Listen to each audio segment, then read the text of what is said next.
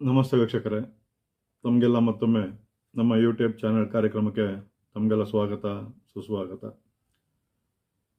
ವೀಕ್ಷಕರೇ, ಇನ್ನೇನು ಈ ಸಂವತ್ಸರ ಮುಗಿತಾ ಇದೆ.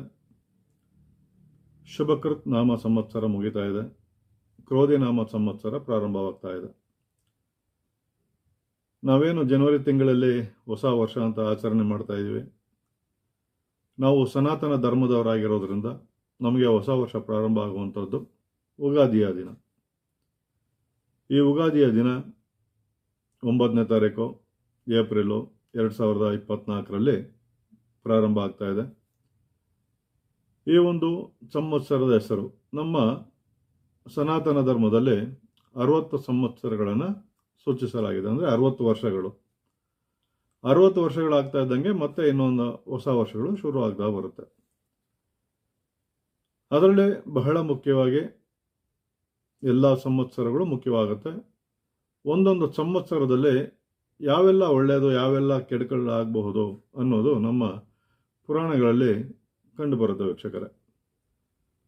ಅದೇ ರೀತಿ ನೋಡೋದಾದರೆ ಈ 9ನೇ ತಾರೀಕು ಏಪ್ರಿಲು 2024ರಿಂದ ಪ್ರಾರಂಭವಾಗುವಂತಹ ಕ್ರೋಧಿ ನಾಮ ಸಂವತ್ಸರ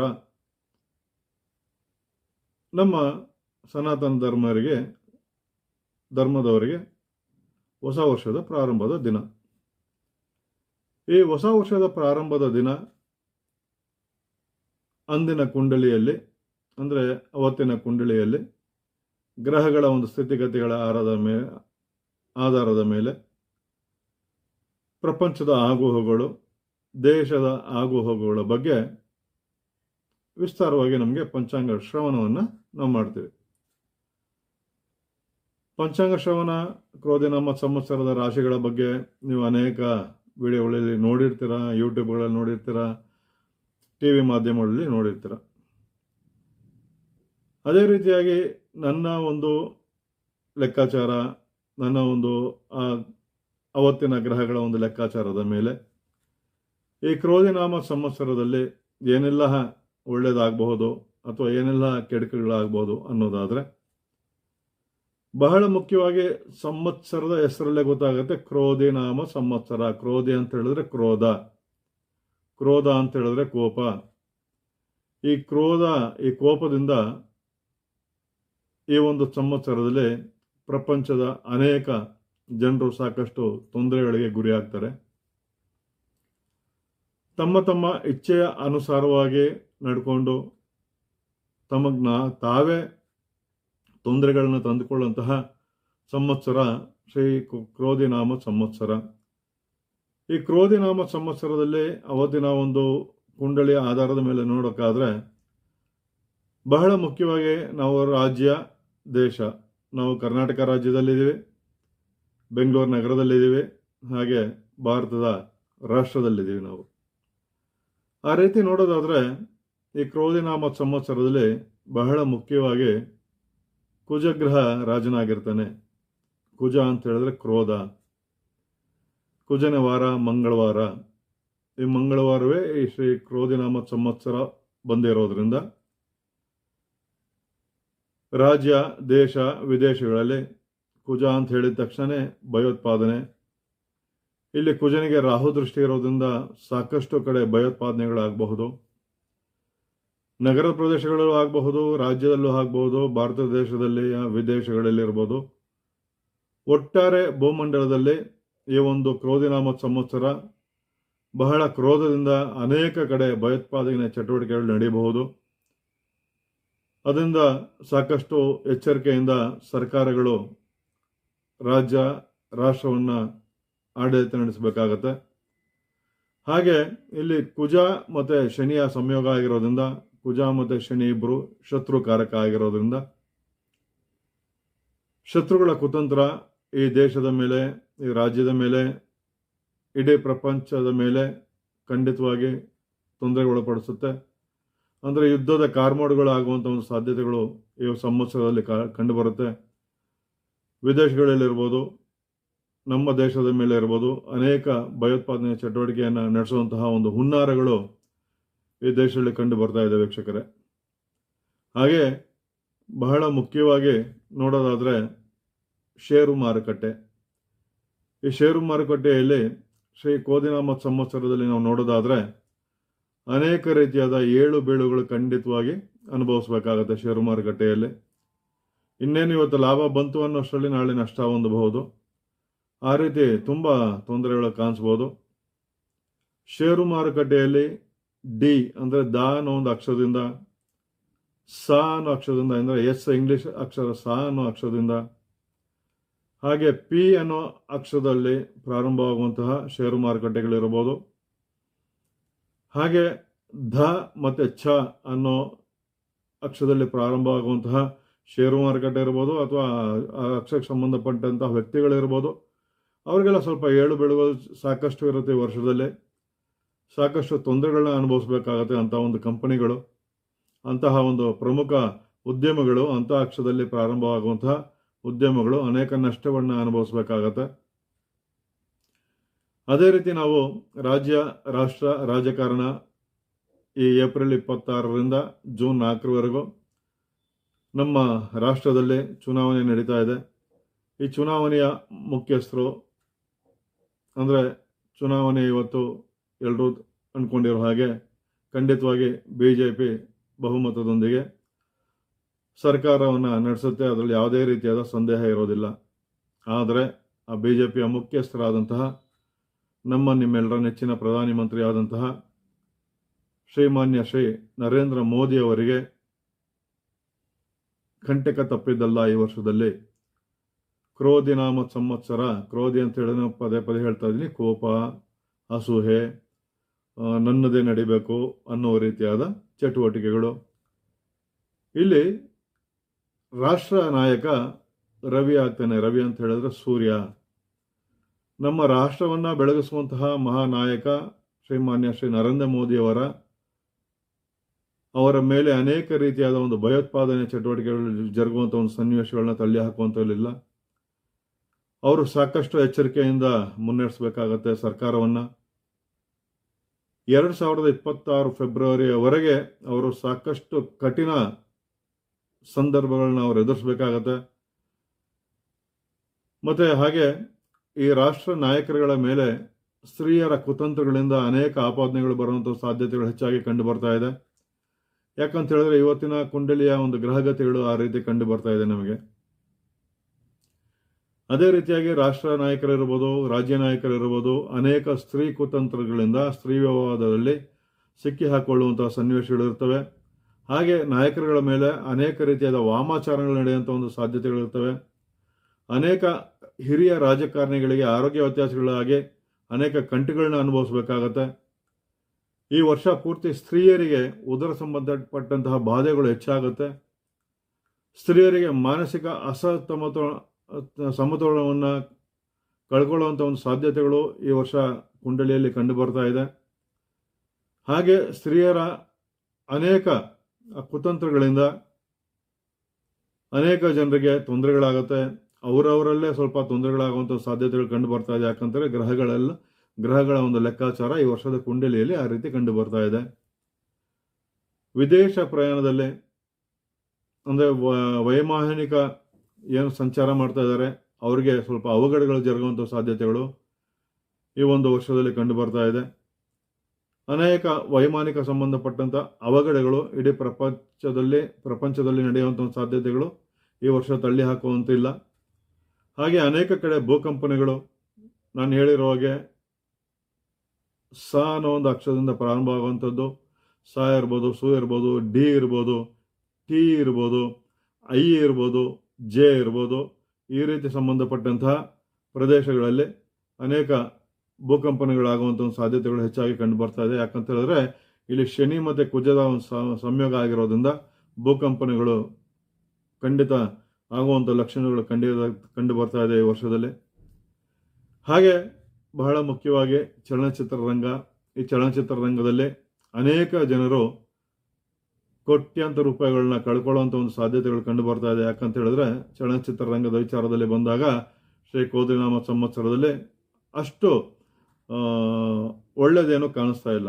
ಅದರಿಂದ ಎಲ್ಲೋ ಒಂದು 100ರಲ್ಲಿ ಒಂದು 3-4 ಚಿತ್ರಗಳು ಹಿಟ್ ಆಗ್ಬೋದು.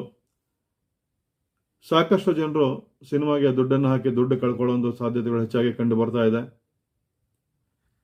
ಅನೇಕ ಮಾಧ್ಯಮಗಳ ಮೇಲೂ ಸಾಕಷ್ಟು ತೊಂದರೆಗಳಾಗೋ ಸಾಧ್ಯತೆಗಳು ಕಂಡು ಬರ್ತಾ ಇದೆ. ಯಾಕಂತ ಹೇಳಿದ್ರೆ ಇಲ್ಲಿ ಶುಕ್ರ, ಚಂದ್ರ, ರಾಹು, ರವಿ ಇವೆಲ್ಲ ಸಂಯೋಗಗಳು ಅಷ್ಟು ಸಮಂಜಸವಾಗಿ ಕಾಣ್ತಾ ಇಲ್ಲ. ಇವಕ್ಕೆಲ್ಲ ಕುಜನ ದೃಷ್ಟಿ ಮತ್ತು ಶನಿಯ ದೃಷ್ಟಿ ಇರೋದ್ರಿಂದ ಇಂತಹ ಒಂದು ರಂಗದಲ್ಲಿ ಸಾಕಷ್ಟು ತೊಂದರೆಗಳನ್ನು ಅನುಭವಿಸುವಂಥ ಸಾಧ್ಯತೆಗಳು ಹೆಚ್ಚಾಗಿ ಕಂಡು ಬರ್ತಾ ಇದೆ.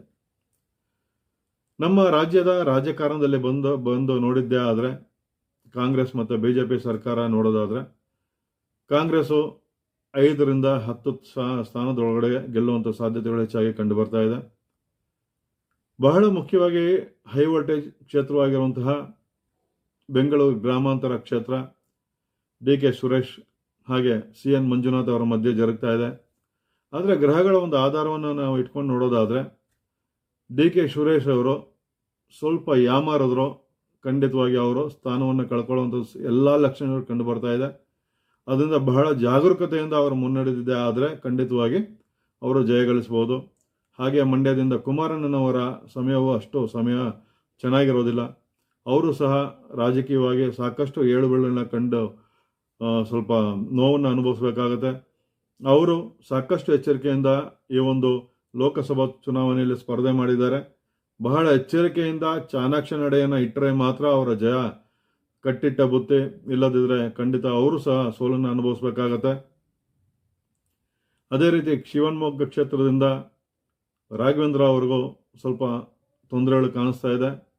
ಮೈಸೂರು ಕ್ಷೇತ್ರದ ಶ್ರೀ ಮಹಾಮಹಾರಾಜರಂತಹ ಯದುವೀರವರಿಗೂ ಸಾಕಷ್ಟು ಎಚ್ಚರಿಕೆಯ ನಡೆಯನ್ನು ಇಟ್ಟರೆ ಮಾತ್ರ ಅವರಿಗೆ ಜಯ ಕಟ್ಟಿಟ್ಟ ಬುತ್ತಿ. ಹಾಗೆ ನನಗೆ ಬಂದಿರುವಂತಹ ಕೆಲವೊಂದು ಜಾತಕವನ್ನು ಆಧಾರದ ಮೇಲೆ ಈ ಒಂದು ಲೆಕ್ಕಾಚಾರವನ್ನು ಮಾಡಿ ನಾನು ಹೇಳ್ತಾ ಇದ್ದೀನಿ. ಒಟ್ಟಿನಲ್ಲಿ ಹೇಳಿರೋ ಹಾಗೆ ಎಸ್ ಅನ್ನೋ ಅಕ್ಷರ, ಇವಾಗ ಉದಾಹರಣೆಗೆ ಚಿಕ್ಕಬಳ್ಳಾಪುರ ಕ್ಷೇತ್ರದಿಂದ ಸ್ಪರ್ಧೆ ಮಾಡಿರುವಂತಹ ಡಾಕ್ಟರ್ ಸುಧಾಕರ್ ಅವರು ಬಹಳ ಎಚ್ಚರಿಕೆಯಿಂದ ಮುನ್ನಡೆಯಬೇಕು, ಇಲ್ಲದಿದ್ದರೆ ಅವ್ರಿಗೂ ಸೋಲು ಕಟ್ಟಿಟ್ಟ ಬುತ್ತಿ. ಈ ರೀತಿ ನೋಡೋದಾದರೆ ಎಸ್ ಅನ್ನೋ ಅಕ್ಷರದಿಂದ, ಪಿ ಅನ್ನೋ ಅಕ್ಷರದಿಂದ, ಮತ್ತು ಯಾವುದೇ ಪ್ರಪಂಚದ ಪ್ರದೇಶಗಳು ಪಿ ಅನ್ನೋ ಅಕ್ಷರದಿಂದ ಪ್ರಾರಂಭವಾಗುವಂಥ ಪ್ರದೇಶಗಳು ಇರ್ಬೋದು, ಜಿ ಇಂದ ಪ್ರಾರಂಭವಾಗುವಂಥ ಪ್ರದೇಶಗಳು ಇರ್ಬೋದು, ಟಿ ಇಂದ ಪ್ರಾರಂಭವಾಗುವಂಥ ಪ್ರದೇಶಗಳು ಇರ್ಬೋದು, ಎಸ್ ಇಂದ ಪ್ರಾರಂಭವಾಗುವಂಥ ಪ್ರದೇಶಗಳು ಇರ್ಬೋದು, ಜೆ ಇಂದ ಪ್ರಾರಂಭವಾಗುವಂಥ ಪ್ರದೇಶಗಳು ಇರ್ಬೋದು, ಧ ಇಂದ ಪ್ರಾರಂಭವಾಗುವಂಥ ಪ್ರದೇಶಗಳು ಇರ್ಬೋದು. ಇವೆಲ್ಲ ಸ್ವಲ್ಪ ತೊಂದರೆಗಳು ಅನುಭವಿಸ್ಬೇಕಾಗತ್ತೆ. ಪದೇ ಪದೇ ಅಲ್ಲಿ ಜನರ ಒಂದು ಸಂಕಷ್ಟಗಳು ಎದುರಿಸಬೇಕಾಗತ್ತೆ. ಹಾಗೆ ಯುದ್ಧದ ಕಾರ್ಮೋಡಗಳು ಈ ಒಂದು ಯುಗಾದಿಯ ಹಬ್ಬದಲ್ಲಿ ಖಂಡಿತ ತಳ್ಳಿ ಹಾಕುವಂಥದ್ದಿಲ್ಲ. ಯಾಕಂತ ಹೇಳಿದ್ರೆ ಆ ರೀತಿ ಗ್ರಹಗಳ ಸಂಯೋಗ ಕಂಡು ಬರ್ತಾ ಇದೆ ನಮಗೆ. ಹಾಗೆ ನೋಡೋದಾದರೆ ಬಹಳ ಮುಖ್ಯವಾಗಿ ಆಧ್ಯಾತ್ಮಿಕ ರಂಗದಲ್ಲಿರೋರಿಗೆ ಆರೋಗ್ಯ ಸಮಸ್ಯೆಗಳಾಗಬಹುದು. ಆಧ್ಯಾತ್ಮಿಕ ರಂಗದಲ್ಲಿರುವಂತಹ ಹಿರಿಯರಿಗೆ, ಯಾರೇ ಆಧ್ಯಾತ್ಮಿಕ ವೃತ್ತಿಯಲ್ಲಿ ಇರುವಂಥವ್ರು ಇರ್ಬೋದು, ಅವರಿಗೆ ಸ್ತ್ರೀ ಸಂಬಂಧಪಟ್ಟಂಥ ಕುತಂತ್ರಗಳು ತಪ್ಪಿದ್ದಲ್ಲ. ಅವರು ಸಾಕಷ್ಟು ತೊಂದರೆಗಳನ್ನ ಅನುಭವಿಸಬೇಕಾಗತ್ತೆ. ಹಾಗೆ ಈ ಒಂದು ರಾಷ್ಟ್ರ ರಾಜಕಾರಣದಲ್ಲಿ ನಾನು ಆಗಲೇ ಹೇಳಿರೋ ಹಾಗೆ ಸ್ತ್ರೀಯರಿಗೆ, ರಾಷ್ಟ್ರ ರಾಜಕಾರಣದ ಸ್ತ್ರೀಯರಿಗೆ ಕಂಟಕ ತಪ್ಪಿದ್ದಲ್ಲ. ಅವರು ಅನೇಕ ಅಪವಾದಗಳಿಗೆ ಗುರಿಯಾಗಬೇಕಾಗತ್ತೆ. ರಾಷ್ಟ್ರ ರಾಜಕಾರಣದಲ್ಲಿ ರಾಜಕಾರಣದ ಒಂದು ಅನೇಕ ಹಗರಣಗಳು ಬಯಲಿಗೆ ಬರುವಂತಹ ಒಂದು ಸನ್ನಿವೇಶ ಈ ಯುಗಾದಿಯ ಒಂದು ಗ್ರಹಗಳ ಒಂದು ಆಧಾರದ ಮೇಲೆ ಕಂಡು ಬರ್ತಾ ಇದೆ. ಅನೇಕ ವಿವಾದಗಳು ನಮ್ಮ ಕೇಂದ್ರ ಸರ್ಕಾರಕ್ಕೆ ತಪ್ಪಿದ್ದಲ್ಲ ಅಂತ ಹೇಳ್ಬೋದು. ಏನಪ್ಪ ಇವರೆಲ್ಲ ಬರೀ ನೆಗೆಟಿವ್ನೇ ಹೇಳ್ತಾವ್ರೆ ಅಂತ ಹೇಳಿದ್ರೆ, ಖಂಡಿತವಾಗಿ ನೋಡಿ, ಜಾತಕವನ್ನು ನೋಡಬೇಕಾಗಿರುವಂಥದ್ದು ಯಾವುದು ಕೆಟ್ಟದಿದೆ ಅದನ್ನು ಹೇಳಿ ಅದಕ್ಕೆ ಸಂಬಂಧಪಟ್ಟಂಥ ಪರಿಹಾರಗಳನ್ನು ನಾವು ಸೂಚಿಸಬೇಕಾಗತ್ತೆ. ನೀವು ಬಂದಿದ್ದ ತಕ್ಷಣ ಮಹಾರಾಜ ಆಗೋಗ್ತೀಯಾ ಅಥವಾ ಐಶ್ವರ್ಯ ಬಂದ್ಬಿಡುತ್ತೆ ಅಂದರೆ ಖಂಡಿತವಾಗಿ ವೀಕ್ಷಕರೇ, ನಿಮ್ಮ ಜಾತಕದಲ್ಲಿ ಖಂಡಿತವಾಗಿ ನೀವು ಅಭಿವೃದ್ಧಿ ಹೊಂದಬೇಕು ಅಂತ ಇದ್ದರು, ನೀವೆಂಥ ಕೆಳಮಟ್ಟದಲ್ಲಿದ್ದರೂ ಖಂಡಿತವಾಗಿ ಕೋಟ್ಯಾಧಿಪತಿಯಾಗಿ ಭಗವಂತ ಮಾಡೇ ಮಾಡ್ತಾನೆ. ನಿಮ್ಮ ಹಣೆಯ ಬರದಲ್ಲಿ ಬರೆದಿರುವಂಥದ್ದು ನೀವೆಷ್ಟು ಕೆಳಮಟ್ಟದಲ್ಲಿದ್ದರೂ ಖಂಡಿತ ಅದನ್ನು ತಪ್ಪಿಸೋಕ್ಕೆ ಸಾಧ್ಯ ಇರೋದಿಲ್ಲ.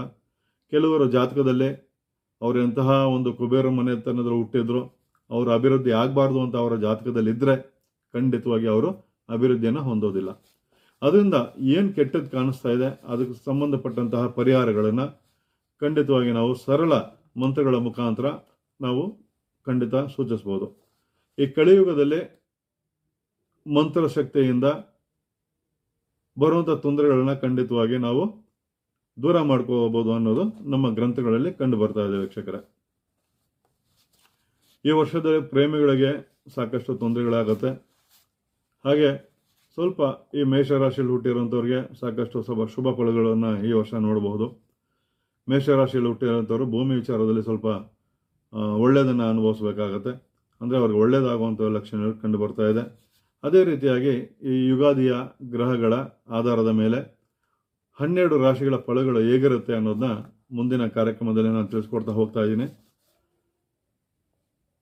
ಶೇರ್ ಮಾರುಕಟ್ಟೆಯಲ್ಲಿ ಇನ್ವೆಸ್ಟ್ ಮಾಡುವಂಥವ್ರು ಸಾಕಷ್ಟು ಎಚ್ಚರಿಕೆಗಳನ್ನ ನೀವು ಅನುಭವಿಸಬೇಕಾಗತ್ತೆ. ರಾಷ್ಟ್ರ ರಾಜಕಾರಣದಲ್ಲಿ ಹಿರಿಯ ರಾಜಕಾರಣಿಗಳು ಆರೋಗ್ಯದಿಂದ ಕಂಟಕಗಳನ್ನ ಅನುಭವಿಸಬೇಕಾಗತ್ತೆ. ಹಾಗೆ ಛ ಅನ್ನೋ ಅಕ್ಷರದಿಂದ ಪ್ರಾರಂಭವಾಗುವಂಥವ್ರಿಗೂ ಈ ವರ್ಷ ತೊಂದರೆ ತಪ್ಪಿದ್ದಲ್ಲ. ಬರೆದಿಟ್ಕೊಳ್ಳಿ. ಪ್ರದೇಶಗಳಿರ್ಬೋದು, ಪ್ರಮುಖರಿರ್ಬೋದು, ಷೇರು ಮಾರುಕಟ್ಟೆಗಳಿರ್ಬೋದು, ವ್ಯಕ್ತಿಗಳಿರ್ಬೋದು. ನಾನು ಹೇಳೋ ಒಂದು ಅಕ್ಷರದ ವ್ಯಕ್ತಿಗಳು ಸ್ವಲ್ಪ ತೊಂದರೆಯನ್ನು ಅನುಭವಿಸಬೇಕಾಗತ್ತೆ. S, P, D, G, K, T ಮತ್ತು ಜೆ ಈ ಥರ ಅಕ್ಷರದಿಂದ ಪ್ರಾರಂಭವಾಗುವಂಥವ್ರಿಗೆ ಸ್ವಲ್ಪ ಈ ವರ್ಷ ತೊಂದರೆ ಹೆಚ್ಚಾಗಿರುತ್ತೆ. ತೊಂದರೆಗಳು ಹೆಚ್ಚಾಗಿರುತ್ತೆ. ಹೌದು, ನೀವು ತೊಂದರೆ ಅಂತ ಹೇಳ್ತಾ ಇದ್ದೀರಾ. ಅದಕ್ಕೆ ನಾವು ಏನು ಮಾಡಬಹುದು ಅನ್ನೋದಾದರೆ, ಕಂಟಕಗಳನ್ನ ಪರಿಹಾರ ಮಾಡುವಂತಹ ಏಕೈಕ ದೈವ ಶಿವ. ಈ ವರ್ಷ ಪೂರ್ತಿ ಶಿವನ ಆರಾಧನೆ ಮಾಡೋದ್ರಿಂದ ಸಾಕಷ್ಟು ತೊಂದರೆಗಳನ್ನ ನೀವು ದೂರ ಮಾಡ್ಕೋಬಹುದು. ಶಿವನ ಆರಾಧನೆ ಹೇಗೆ ಮಾಡಬೇಕು ಅನ್ನೋದಾದರೆ, ಹಣಕಾಸು ವ್ಯವಸ್ಥೆಗಳು ಚೆನ್ನಾಗಿರುವಂಥವ್ರಿದ್ರೆ ತ್ರಯಂಬಕೇಶ್ವರ ದೇವಸ್ಥಾನಕ್ಕೆ ಹೋಗಿ ಪೂಜೆಯನ್ನು ಮಾಡಿ ತ್ರಯಂಬಕೇಶ್ವರ ಜ್ಯೋತಿರ್ಲಿಂಗವನ್ನು ದರ್ಶನ ಮಾಡ್ಕೊಂಡು ಬಂದಿದ್ದೇ ಆದರೆ ಖಂಡಿತ ನಿಮಗೆ ಅನುಕೂಲ ಆಗುತ್ತೆ. ಇಲ್ಲದಿದ್ದರೆ ನಿಮ್ಮ ಮನೆಯ ಅಕ್ಕಪಕ್ಕ ಇರುವಂತಹ ಶಿವಲಿಂಗವನ್ನು ದರ್ಶನ ಮಾಡಿ, ಸಾಧ್ಯವಾದಷ್ಟು ಈ ವರ್ಷ ಪೂರ್ತಿ ಶಿವನ ದರ್ಶನ ಮಾಡಿ ಶಿವನ ಪೂಜೆಯನ್ನು ಆರಾಧನೆ ಮಾಡೋದ್ರಿಂದ ಬರುವಂತಹ ಕಂಟಕದಿಂದ ಪಾರ ಆಗಬಹುದು ಅನ್ನೋದು ನಮ್ಮ ಗ್ರಹಗಳ ಆಧಾರದ ಮೇಲೆ ಕಂಡು ಬರ್ತಾ ಇದೆ ವೀಕ್ಷಕರೇ. ಹಾಗೆ ನೋಡೋದಾದರೆ, ಶಿವನ ನೀವು ದರ್ಶನ ಮಾಡಬೇಕು ಅಂತ ಹೇಳಿದ್ರೆ ಬಹಳ ವಿಶೇಷವಾಗಿರುವಂತಹ ಶ್ರೀ ವರದರಾಜೇಶ್ವರ ಕೆಂಪು ಶಿವಲಿಂಗವನ್ನು ನೀವು ಬಂದು ದರ್ಶನ ಮಾಡಬಹುದು. ಅದು ಬಿಡದಿಯ ಜಡನಹಳ್ಳಿಯಲ್ಲಿ ನೆಲೆಗೊಂಡಿದ್ದಾನೆ. ಅದನ್ನು ಇವತ್ತು ಸಾಧುಗಳು ಬಂದು, ಅಘೋರಿಗಳು ಬಂದು ಇದು ಮುಂದೊಂದು ದಿನ 13ನೇ ಜ್ಯೋತಿರ್ಲಿಂಗದಷ್ಟು ಪ್ರಸಿದ್ಧಿ ಆಗುತ್ತೆ ಅನ್ನೋದನ್ನ ತಿಳಿಸ್ಕೊಟ್ಟಿದ್ದಾರೆ. ಅದರಿಂದ ದೂರ ಎಲ್ಲೂ ಹೋಗೋಕ್ಕೆ ಸಾಧ್ಯ ಇಲ್ಲದಿರೋಂಥವ್ರು ಶ್ರೀ ವರದರಾಜೇಶ್ವರ ಸ್ವಾಮಿಯ ಸನ್ನಿಧಾನಕ್ಕೆ ಬಂದು ಆತನಲ್ಲಿ ನಿಮ್ಮ ಮನವಿಯನ್ನು ಇಟ್ಟು ಪ್ರಾರ್ಥನೆ ಮಾಡ್ಕೊಂಡು ಬಂದಿದ್ದೆ ಆದರೆ ಖಂಡಿತವಾಗಿ ಸಂಕಷ್ಟಗಳಿಂದ ದೂರ ಆಗಬಹುದು. ಇನ್ನು ಸಂಕಷ್ಟಗಳಿಂದ ದೂರ ಆಗಬೇಕು ಅನ್ನೋದಾದರೆ ಅದಕ್ಕೆ ಸಂಬಂಧಪಟ್ಟಂಥ ಒಂದು ಮಂತ್ರವನ್ನು, ಶಿವ ಮಂತ್ರವನ್ನು ಹೇಳ್ಕೊಡ್ತೀನಿ. ಅಥವಾ ನೀವು ಶಿವನ ರುದ್ರ ಮಂತ್ರವನ್ನು ನೀವು ಪಠನೆ ಮಾಡೋದಂದ್ರು ಖಂಡಿತವಾಗಿ ನಿಮ್ಮ ಸಂಕಷ್ಟಗಳಿಂದ ಈ ಯುಗಾದಿಯಿಂದ ಮುಂದಿನ ಯುಗಾದಿಯವರೆಗೂ ಬರುವಂತಹ ಸಂಕಷ್ಟಗಳನ್ನ ಖಂಡಿತವಾಗಿ ನೀವು ದೂರ ಮಾಡ್ಕೋಬಹುದು. ಆ ಮಂತ್ರ ಈ ರೀತಿ ಇರುತ್ತೆ. ಖಂಡಿತ ನೀವೆಲ್ಲ ಯಾರೋ ಬರ್ಕೊಳ್ಳೋಂಗಿದ್ರೆ ಬರ್ಕೊಳ್ಳಿ. ಹಾಗೆ ಅದನ್ನು ನೀವು ಪಠನೆ ಮಾಡೋದ್ರಿಂದ ಖಂಡಿತ ನಿಮಗೆ ಬರುವಂಥ ತೊಂದರೆಗಳು ಖಂಡಿತ ದೂರ ಆಗುತ್ತೆ. ಓಂ ಕ್ರೋಂ ಹ್ರಾಂ ಹ್ರೀಂ, ಮತ್ತೊಮ್ಮೆ ಹೇಳ್ತೀನಿ, ಓಂ ಕ್ರೋಂ ಹ್ರಾಂ ಹ್ರೀಂ ಸರ್ವದೋಷ ವಿವರ್ಜಿತಾಯ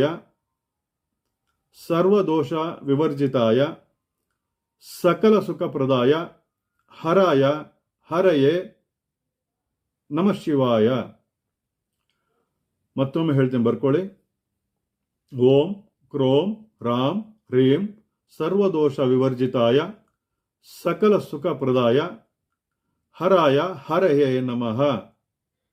ಈ ಮಂತ್ರವನ್ನು ನೀವು ಈ ಯುಗಾದಿಯ ದಿನ, ಈ ವರ್ಷದ ಯುಗಾದಿಯಿಂದ ಮುಂದಿನ ವರ್ಷದ ಯುಗಾದಿವರೆಗೂ ನೀವು ಪಠನೆ ಮಾಡಿದ್ದೇ ಆದರೆ ಗುರುಗಳ ಆಶೀರ್ವಾದ ದೊರೆತು, ಹಾಗೆ ಶಿವನ ಆಶೀರ್ವಾದದಿಂದ ನಿಮಗೆ ಬರುವಂತಹ ಸಂಕಷ್ಟಗಳಿಂದ ಖಂಡಿತವಾಗಿ ನೀವು ದೂರ ಆಗಬಹುದು. ಅದು ನಿಮಗೆ ಸಾಧ್ಯ ಆಗಿಲ್ಲ ಅನ್ನೋದಾದರೆ ಇನ್ನೊಂದು ಮಂತ್ರವನ್ನು ಹೇಳ್ತೀನಿ. ರುದ್ರ ಮಂತ್ರವನ್ನು ನೀವು ಪಠನೆ ಮಾಡೋದೊಂದು ಖಂಡಿತವಾಗಿ ನಿಮಗೆ ಒಳ್ಳೆಯದಾಗತ್ತೆ. ಅಂದರೆ ಕಾಲಭೈರವನ ಮಂತ್ರವನ್ನು ನೀವು ಪಠಿಸಬೇಕಾಗತ್ತೆ. ಓಂ ಹ್ರೀಂ ಭೂಂ ಬಟುಕಾಯ, ಓಂ ಹ್ರೀಂ ಭೂಂ ಬಟುಕಾಯ ಆಪದ್ ಉದಾಹರಣಾಯ ಕುರು ಕುರು ಬಟುಕಾಯ ಹ್ರೀಂ ಹ್ರೋಂ ನಮಃ ಶಿವಾಯ. ಈ ಮಂತ್ರವನ್ನು ನೀವು ಪಠನೆ ಮಾಡೋದಾದ್ರೂ ಖಂಡಿತವಾಗಿ ನಿಮಗೆ ಬರುವಂಥ ಒಂದು ಆಪತ್ತೆಲ್ಲ ನಿವಾರಣೆಯಾಗಿ, ಸಂಕಷ್ಟಗಳೆಲ್ಲ ನಿವಾರಣೆಯಾಗಿ ಈ ವರ್ಷ ಪೂರ್ತಿ ಖಂಡಿತವಾಗಿ ನಿಮಗೆ ಸುಖ ಶಾಂತಿ ಲಭಿಸೋದ್ರಲ್ಲಿ ಸಂದೇಹ ಇರೋದಿಲ್ಲ. ಮತ್ತೊಮ್ಮೆ ಮಂತ್ರವನ್ನು ನೋಟ್ ಮಾಡ್ಕೊಳ್ಳಿ. ಓಂ ಹ್ರೀಂ ಭೂಂ ಬಟುಕಾಯ ಆಪದ್ ಉದಾಹರಣಾಯ ಕುರು ಕುರು ಬಟುಕಾಯ ಹ್ರೀಂ ಹೋಂ ನಮಃ ಶಿವಾಯ. ಈ ಮಂತ್ರವನ್ನು ನೀವು ಪಠನೆ ಮಾಡೋದ್ರಿಂದ ಖಂಡಿತವಾಗಿ ಸಂಕಷ್ಟಗಳಿಂದ ದೂರ ಆಗ್ಬೋದು. ಈ ಯುಗಾದಿಯು ಅನೇಕ ಕಿಟಕಗಳಿಂದ ದೂರ, ಜನರನ್ನು ದೂರ ಪಾರು ಮಾಡಿ ಎಲ್ರಿಗೂ ಶುಭವಾಗಲಿ ಅಂತ ಹೇಳಿ ಆ ಭಗವಂತನಲ್ಲಿ ನಾನು ಪ್ರಾರ್ಥನೆಯನ್ನು ಮಾಡುತ್ತಾ ಈ ಕಾರ್ಯಕ್ರಮವನ್ನು ಮುಗಿಸ್ತಾ ಇದ್ದೀನಿ.